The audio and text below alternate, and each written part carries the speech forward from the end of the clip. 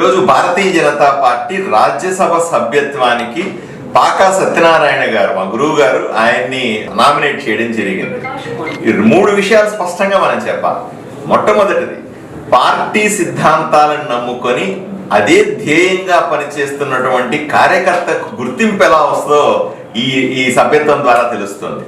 40 సంవత్సరాలుగా పార్టీ వివిధ కార్యక్రమాల్లో పాల్గొంటూ పార్టీనే నమ్ముకొని ఎన్ని పార్టీల్లో అవకాశం వచ్చినప్పటికీ కూడా పెద్ద పదవులు ఇస్తామన్నా కూడా వదిలిపెట్టి పార్టీ సిద్ధాంతాన్ని నరనరాన జీర్ణించుకున్నటువంటి పాకా సత్యనారాయణ గారి లాంటి కార్యకర్తలను ఈ రోజు మనం రాజ్యసభ సభ్యత్వం ఇచ్చి గౌరవించుకోవడం మొదటి అంశం. రెండవ విషయం, చాలా మంది అనుకుంటారు రాజ్యసభ అంటే పెద్దల సభ. మీరు ఎక్కడన్నా చూడండి, ఏ పార్టీల్లో ఉన్నా చూడండి, రాజ్యసభ అభ్యర్థిత్వం వచ్చింది అంటే వాళ్ళు పారిశ్రామికవేత్తలు అయి ఉంటారు, లేకపోతే బాగా డబ్బులున్న ధనవంతులు అయి ఉంటారు, పెద్ద పెద్ద కాంట్రాక్టర్లు అయి ఉంటారు, పెద్ద పెద్ద మూటలతో వచ్చి ఆ సీటు తన్నుకొని పోతూ ఉంటారు.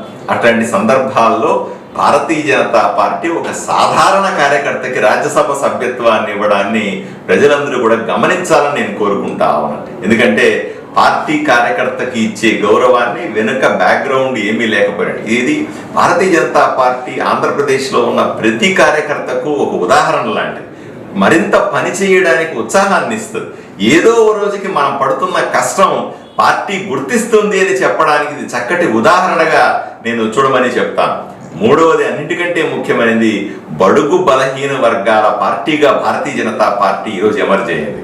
ఎంతో మంది పార్టీ కష్టపడుతున్నప్పటికీ కూడా, ఎంతో మంది అభ్యర్థిత్వాన్ని కోరుకుంటున్నప్పటికీ కూడా భారతీయ జనతా పార్టీ బడుగు బలహీన వర్గాల పట్ల, ఒక బీసీ పట్ల ఈరోజు తన నిబద్ధన చాటుకుంది, అతని అభ్యర్థిత్వాన్ని ఖరారు చేసింది. ఆ పార్టీ మిగతా పార్టీలతో పోలిస్తే భారతీయ జనతా పార్టీలో మాత్రమే బడుగు బలహీన వర్గాలకు అత్యధిక ప్రాధాన్యత ఉంటుందని, తగిన గుర్తింపు ఉంటుందని, ఇది బడుగు బలహీన వర్గాల పార్టీగా చెప్పుకునే అవకాశం ఉందని ఈ సందర్భంగా చేసుకోవచ్చు. ఏది ఏమైనప్పటికీ కూడా ఈరోజు మా గురువు గారు పాకా సత్యనారాయణ గారి అభ్యర్థిత్వం అన్నది ఈ రాష్ట్ర రాజకీయాల్లో ఒక మలుపు. రాష్ట్ర రాజకీయాల్లో ప్రజలందరూ కూడా ఈ అభ్యర్థిత్వాన్ని చర్చించుకునే అంశంగా మారిందనడంలో ఎటువంటి సందేహము లేదు.